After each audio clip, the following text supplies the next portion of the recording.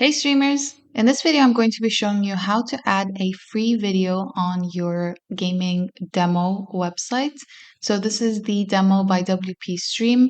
In a previous video, I showed you how to install the theme and the demo for the gaming site. In this video, I'm going to be showing you how to add a free to view video. So go to your admin area under free to view VODs and add new. Here we will add all the details like titles, description, any images. So I'm adding some images right now. The trailer, preview,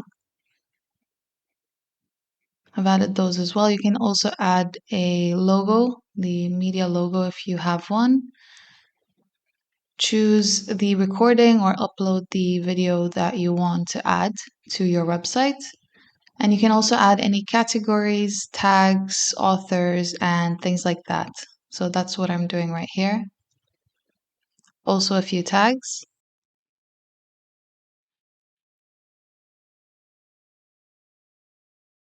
Media categories and any ratings if you want to add that as well. And also it's very important you add a featured image so that's going to look good as well when you publish it and post it. So I'm publishing it. And let's go and check out the video. And this is how your free to view video looks like on your gaming website.